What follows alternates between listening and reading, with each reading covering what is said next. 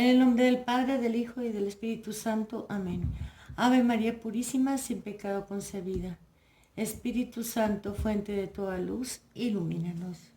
Oh Señor Dios de los ejércitos, restáuranos. Haz resplandecer tu rostro sobre nosotros y seremos salvos. Queridos hermanos, en estos últimos días hemos visto diferentes titulares de videos como Odio asesino contra Benedicto XVI. Pero esto no es verdad.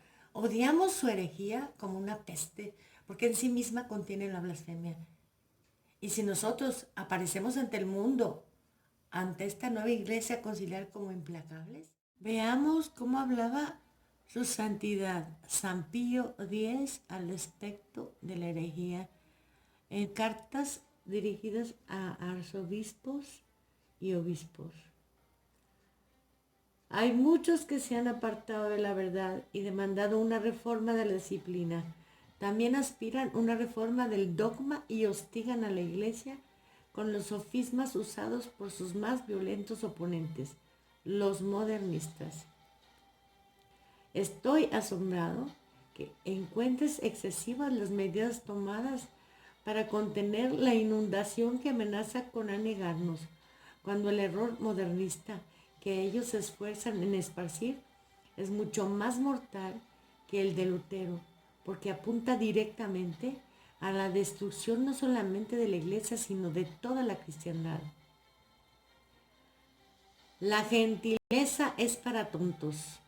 Los modernistas quieren ser tratados con aceite, jabón y cuidados, pero deberían ser golpeados con mano dura. En un duelo no cuentas o mides los golpes. Tú golpeas como puedes. La guerra no se hace con caridad, es una lucha, un duelo. Ver cómo trató a los filisteos, a los sembradores del error, a los lobos vestidos de oveja y a los traidores en el templo. Él los golpeó con látigos. El mayor obstáculo en el apostolado de la Iglesia es la timidez, o mejor, la cobardía de los fieles. Este es nuestro santo, San Pío X. ¿Somos nosotros los que manifestamos un odio asesino contra Benedicto o él mismo manifestó un odio asesino contra su propia alma? Veamos cómo el teólogo de la apostasía destroza las escrituras. Empezamos en su libro Fe y Futuro, página 15. Él nos dice: la dificultad empieza ya en la primera página de la Biblia. La representación de la creación del mundo, tal como se describe en ella, contradice manifiestamente todo lo que hoy sabemos sobre la formación del cosmos, y aun cuando por lo general estemos informados de que estas líneas no son un manual de historia natural y por lo tanto no deben ser interpretadas literalmente como explicación del devenir cósmico, tenemos que admitir que queda un cierto malestar. Subsiste siempre el temor de que se quiera buscar aquí un subterfugio y que no está fundado en modo alguno en los textos originales. Y así, al leer la Biblia, se amontonan las preguntas a casi todas sus páginas.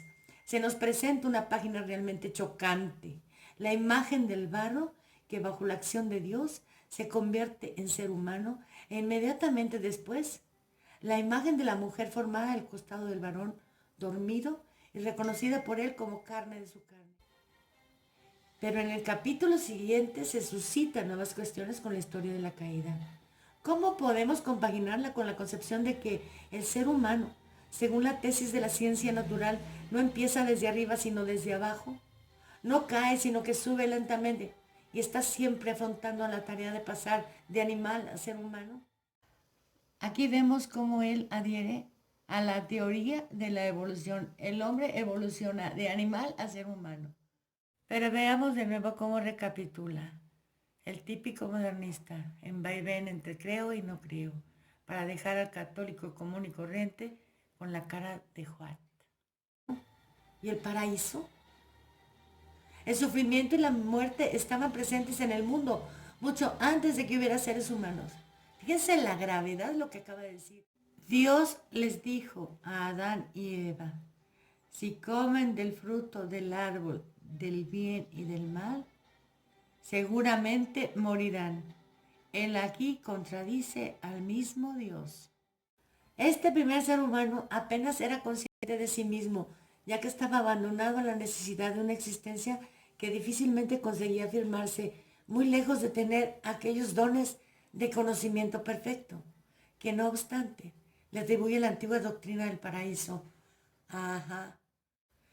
Pero él mismo reconoce, pero si se hace añicos la imagen del paraíso y de la caída, parece necesario que pase lo mismo con la doctrina del pecado original y como consecuencia con la doctrina de la redención, lo cual él hizo de manera magistral a la vista de todos estos que lo defienden. En la página 20 dice, pasemos ahora al Nuevo Testamento. Es indudable que nos toca mucho más de cerca que el Antiguo. El espíritu que reina en él nos toca todavía hoy de forma inmediata. En efecto, todos los relatos están ligados a la figura de Jesús de Nazaret. Un ser humano concreto debe ser el centro de toda la historia, la persona que decide la suerte de toda la humanidad. Mas, no es esta la pretensión ingenua de un tiempo que simplemente era incapaz de ver la grandeza del cosmos, la grandeza de la historia y del mundo. No tiene más razón el pensamiento indio, que habla de una pluralidad de avatares de Dios, de descensos en cada uno de los cuales el eterno o lo eterno se mostraba de una forma nueva a los mortales. Se fijan que al teólogo de la apostasía le parece mucho mejor la religión hinduista.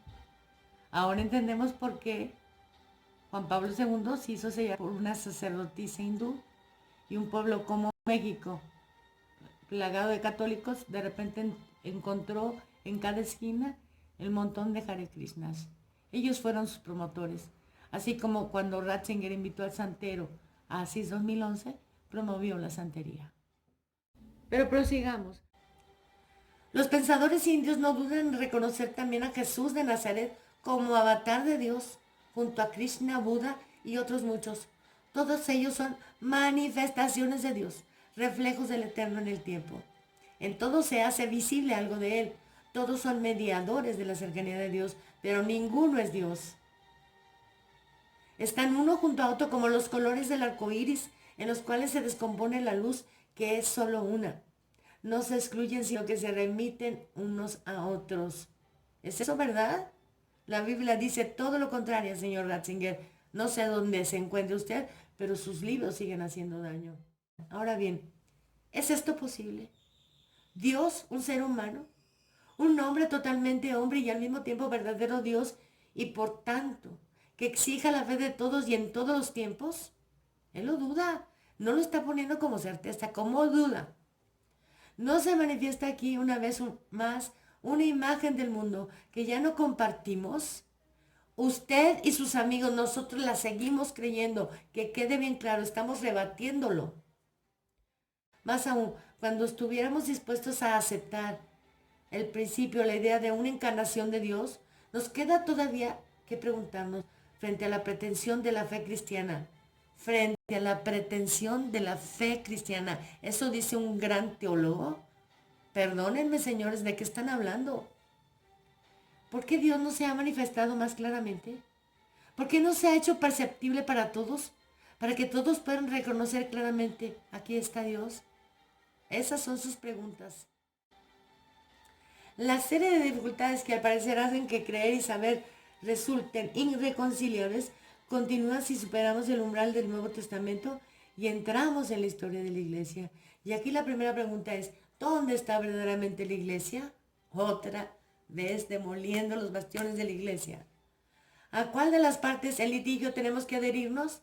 Tal vez desde el principio hubo confesiones opuestas, de modo que solo se pudo elegir un cristianismo parcial, o bien hubo que buscar el cristianismo detrás de las iglesias, o quizá contra ellas, que es exactamente lo que hicieron los modernistas. En cualquier caso, nos parece que el antagonismo entre las diferentes iglesias pone en cuestión sus pretensiones, disminuye su credibilidad y nuestra confianza en ellas. Así habla el Catejón. Continuamos. A esto se añaden, para continuar la lista de las dificultades, todos los problemas del magisterio eclesiástico, el dogma del Dios Trinitario, expresa verdaderamente la fe de la Biblia o por el contrario, no es más que el producto del pensamiento griego que satisfizo de este modo su curiosidad especulativa? Y en todo caso, ¿qué significa exactamente que Dios sea uno y trino? Expresa con estas palabras una realidad que pueda decirnos algo todavía hoy. Esas son las dudas del teólogo. Pasemos por alto todos los demás enunciados procedentes de la fe de la Iglesia antigua y que hoy representan un obstáculo para nosotros, para ustedes, teólogos de la apostasía, no para los católicos, apostólicos y romanos, que quede claro. Y mencionemos un solo ejemplo, tomado de los dogmas medievales, que en los últimos tiempos ha pasado al primer plano de un modo particularmente destacado, la doctrina de la transubstanciación, de la transformación sustancial de las ofrendas eucarísticas. El contenido sutil de esta proposición se presentó siempre a la conciencia común de un modo poco matizado. No necesitábamos saber más, Señor. A través de las palabras de consagración, el pan y el vino se convierten en el cuerpo y la sangre del Señor. El único que tuvo problemas con eso fue Lutero y ustedes, los modernistas. Y ahora volveremos a citarlo como emérito con su primer libro publicado por el jesuita Daniel Ivanori, que se llamó Por medio de la fe, doctrina de la justificación y experiencia de Dios en la predicación de la Iglesia, en el cual dice: quiero destacar una vez más lo que escribí en Comunio sobre la cuestión de la justificación para el hombre de hoy en comparación con el tiempo de Lutero y la perspectiva clásica de la fe cristiana. Las cosas son a la inversa. Es decir, ya no es el hombre el que cree que necesita la justificación ante Dios, sino que sería Dios el que estaría obligado a justificarse ante el hombre por todas las cosas horribles que existen en el mundo y frente a la miseria humana, todos hechos que en última instancia dependen de él. Aquí hago un paréntesis y una alabanza a Dios, porque esto es una blasfemia. Y como defensora del nombre de Dios, digo y repito que el santísimo, sacratísimo, adorable, incomprensible e inefable nombre de Dios sea por siempre alabado y bendecido, sea amado, adorado y glorificado en el cielo, en la tierra y en los infiernos, por todas las criaturas de Dios y por el sacratísimo corazón de Jesús en el santísimo sacramento del altar. En este sentido me parece significativo el hecho de que un teólogo católico asuma de manera directa y formal tal inversión. Cristo no habría sufrido por los pecados de los hombres, sino que más bien, por así decirlo, habría cancelado la culpabilidad de Dios. Nueva blasfemia. Que el santísimo, sacratísimo, adorable, incomprensible e inefable nombre de Dios sea por siempre alabado y bendecido, sea amado, adorado y glorificado en el cielo, en la tierra y en el infierno, por todas las criaturas de Dios y por el sacratísimo corazón de Jesús en el santísimo sacramento del altar. Lo cito de nuevo. El Papa Francisco se encuentra completamente en sintonía con la línea de la misericordia. Su práctica pastoral se expresa en el hecho de que continuamente nos habla de la misericordia de Dios.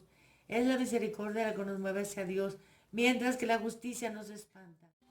Cuando San Anselmo dice que el Cristo tenía que morir en la cruz para reparar la ofensa infinita que se había hecho a Dios y así restablecer el orden quebrantado, utiliza un lenguaje difícilmente aceptable por el hombre moderno. Hablando de esta manera, se corre el riesgo de proyectar sobre Dios la imagen de un Dios irascible, presa de la ira ante el pecado del hombre, a partir de un estado afectivos y sentimientos de violencia y de agresividad comparables con los que podemos experimentar nosotros mismos. ¿Cómo es posible hablar de la justicia de Dios sin arriesgarnos a socavar certeza así establecida entre los fieles de que el Dios de los cristianos es un Dios rico en misericordia? Aquí terminamos con las citas y nos vamos directamente a las palabras que nuestro Señor Jesucristo dirige a Santa Brígida contra estos herejes.